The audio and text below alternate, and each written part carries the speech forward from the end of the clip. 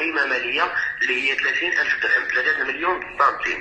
تبارك الله عليك ومبروك عليك وهنيئا لك مولاي. الشنو ديالك بطاقه التعريف وتوجد واحد الورقه وتسيروا شي ورقه تكون نقيه بحال وجهك الله يجازيك بخير وقول لي انا ما كان الاستيلاء. بخصوص ظاهره الو، فعلا سواء الو بلي زابيل سواء حتى باغ لي ميساج سور ميسانجر ولا باغ واتساب الى غير ذلك. فعلا هذه ظاهره ولات عجيبه غريبه وانتشرت بواحد الشكل كبير. تيتصل بك شخص ما تيقول لك مثلا انا في لاجونس الفلانيه ربحتي معايا في شي مسابقه فلانيه، ولا مثلا تم اختيار الرقم ديالك انك تربح فواياج في هذه عده. يعني هاد الظواهر صراحه راه كانت غير غادا وتتطور. كانت في الميدان راه واحد لقيتها كنا تنكونوا غادا في الطريق وتتحبسك وتقول لك هاك راك هاك جوج الذكر ديالك انت والزوجه ديالك مثلا ربحتوا واحد الاقامه في مراكش ولا في شي حاجه، على اساس انك تمشي معنا وهذه وتتمشي معاهم وتبداو عليك وتقول لك تشارك معنا وهذه في شي حاجه سياحيه الى غير ذلك. وشوف الامور تطورت حتى ولات اسهل، ولات عن طريق الهاتف وتجي بزاف. انا شحال من مره تنتلقى رسائل عبر الميسنجر تيقول لك محتاج مثلا تعبئه الى غير ذلك. كاين مؤخرا ظاهره ديال هذا اللي قلت عبر المكالمات الهاتفيه اللي تيقول لك اجونس معينه تابعه لشي شركه وطنيه معينه ولا شي حاجه او شركه اتصالات الى غير ذلك. وسبحان الله العظيم هاد الناس بحال اللي قارين يعني الفن ديال التواصل غير من خلال لافو ديالك معاهم تيقدروا يعرفوك واش انت ضحيه سهله المنال وسهله انك تطيح في الشراك ديالهم ولا لا. وللاسف يعني تلقى ناس على اعلى مستوى في زعما ناس قارين اطر عليا في البلاد وتيطيحوا في هذا الشراك. وعندي انا حاله غير في هذا الاسبوع توصلت بها نتيجه ديال مكالمه هاتفيه من شخص ما تيدعي حسن او تدعي الجوار الى غير ذلك. طلب واحد المبلغ كبير من عند احد الموكلين ديالي انه في ورطه وانه دار عمليه او حادثه تتطلب واحد التدخل الى غير ذلك، وطلب تحويل المبلغ المالي ديالو. وفعلا قام هذا الشخص بتحويل هذا المبلغ. ونفس الامر حتى كما قلتي لي هذه المساله ديال الو، فكاين الناس بزاف اللي تيطيحوا في هذا الشراك ديال هذه المكالمات اللي هي ما يمكنلاش تكيف الا النصب واحتيال وسرقه. علاش الناس يطيحوا في هذا الشراك؟ كاين واحد جوج مسائل. انا واحد المثل المغربي تيقولوا ان الطماع تيقضي عليه الكذاب. ياك الانسان تيطمع وسيرتو اللي تيكون عايش في الهشاشه تيقول هذه جاتني هذا الكادو ولا ربحت وهذه، مع العلم ان المنطق الواحد يفكرها شويه. علاش انت غادي تربح؟ ما شاركتي في مسابقه، ما عندك شي كونتاكت مع هذوك الناس، ما يعني الانسان يفكر غير شي شويه علاش غادي يربح. هذه اول حاجه. ثاني حاجه هو هذاك الكرم الزائد اللي عند المغاربه. الكرم الزائد اللي عند المغاربه وخاصه اللي يطلبوا مساعدات ولا اللي تيقول لك بغيت روشارج ولا اللي تيقول لك كيما الحاله اللي عاودت لك محتاج العمليه ومحتاج فلوس.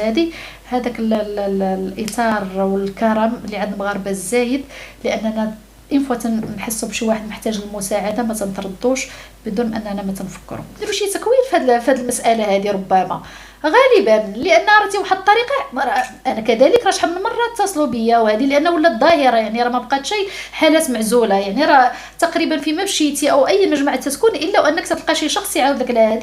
وانا شخصيا شحال من مره تيتصلوا بيا على هذا الاساس، او تيجوك دي ميساجات راك ربحتي معنا اتصل بينا في هذه، وتتبقى غادي معاهم خطوه خطوه توصل لواحد الفتره اللي تيقولوا لك خصك تحول واحد المبلغ باش تاخذ هاد الجائزه ولا هاد الربحه ولا هاد الكادو ولا ما عرف شنو تيسميوها.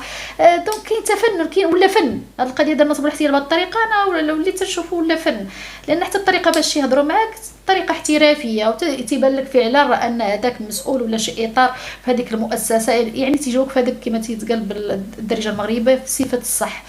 لهذا يعني ان المواطن المغربي خاصو يكون يوعي بهذا النماذج. ودابا الاسلوب الاحتيال والنصب ولا سهل جدا، ولا سهل لان هذا العالم ديال لي ريزو سوسيو ولا هذا العالم ديال وسائل الاتصال اللي ولات سهله ولا تتسهل على الانسان الاموريه، وخاصه هذا الواتساب الصوره ديالك تتعبر على شكون انت من خلال غير يدخل اي هاتف غادي يطلع ليه عندك الواتساب، راه البروفيل ديالك تيبين شكون هذاك الشخص، واش يقدر يقرا من خلال الصوره، وخاصه اللي عنده ما علم النفس واللي قاري ربما عنده هذه الخلفيه، هذه الخلفيه ديال الدراسات، يكون هو ربما ادرى وضليل في هذه المساله.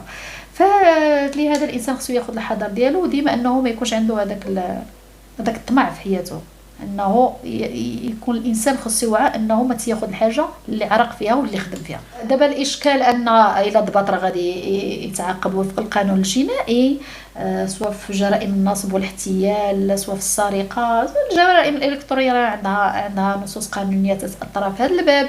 الاشكال هو الافلات من العقاب، راه الاشكال هو ان اغلب هاد الحالات يطلبوا مبالغ زهيده، يعني ماشي شي مبالغ كبيره. راه كاين النصابه اللي تطلبوا مبالغ كبيره، ولكن ماشي معاك هادو اللي تيطلبوا مبالغ زهيده ديال الرجار، شويه يقدر يقول لك 200 درهم، شويه يقدر يقول لك 500 درهم، ولكن هو تيلعب على هاد المبلغ الزهيد، ولكن العدد ديال الضحايا كبير. داكوغ، دونك تيلعب هو على هاد الخلفيه، اسكو في ان هذاك الضحيه ملي تيعرف راسو انه تعرض للنصب والاحتيال تيقول مع راسي وانا 500 درهم عوضي في الله وتيدوزها. يعني ما كاينش اللي تيقول لك انا ولا مشيت شكيت، اولا غادي نشكي، غادي نمشي للمحكمه، نقدر نوصل ندير دفاع، اولا انا يمشي ليا الوقت، خصني نغيب من الخدمه، غادي نزيد المصاريف باش الولوج للمحكمه، وانا قلت يعني ومصاريف الدفاع في حاله ما الا احتاج دفاع الى غير ذلك. تيحسبها تلقى ان هذاك الشيء اللي غادي يضيعوا الى قدم بالشكايه اكثر من هذاك الشيء اللي غادي زعما اللي غادي يربحوا من خلال عدم التقديم ديالو. هادشي علاش الناس تتنازل على حقها في تقديم الشكايات، وهي بالعكس ان لا جا كل واحد يبلغ على هذاك النصب من خلال هذاك المكالمه او الرساله النصيه الى غير ذلك، فهنا حتى الجهات اللي غادي تحل عليها الشكايات غادي ياخذوا الامور بمحمل من الجد، وانهم يحاولوا انهم يلقاو اليات. والحمد لله المديريه العامه للامن الوطني ولا الدرك الملكي راه عندهم اليات بانهم يوصلوا الى الجاني عن طريق التكنولوجيا، وعن طريق هما عندهم مسائل او محاربه الجريمه الالكترونيه، فهي كاينه هذه الخليه. هذا من جهه. اذا قلت هي هذه مساله ان ضروري ان الانسان يحاول مهما كان المبلغ زاهد انه ياخذ شويه من وقته ويمشي يبلغ، ولو انه ما غاديش تكون العائد ما غاديش يكون ليه هو، لان ديك 500 او 1000 درهم او المبالغ يعني كيف ما كان اللي عطى الله عطاه مشات، ولكن راه غادي ينقذ ناس اخرين، داكوغ، راه غادي يحمي ناس اخرين. الا تقدمت انا بهذيك الشكايه وتقدم الاخر وتقدم الاخر وتقدم الاخر، دونك غادي تكون عنايه خاصه لهذا النوع من الجرائم او محاربه هذه الجرائم، في حين اننا لا سكتنا في هذه الجرائم. اذا هذاك السكوت على عدم التبليغ هو اللي تؤدي الافلات من العقاب، وهو اللي تؤدي استفحال هذه الدائره. هذا الشيء اللي كاين.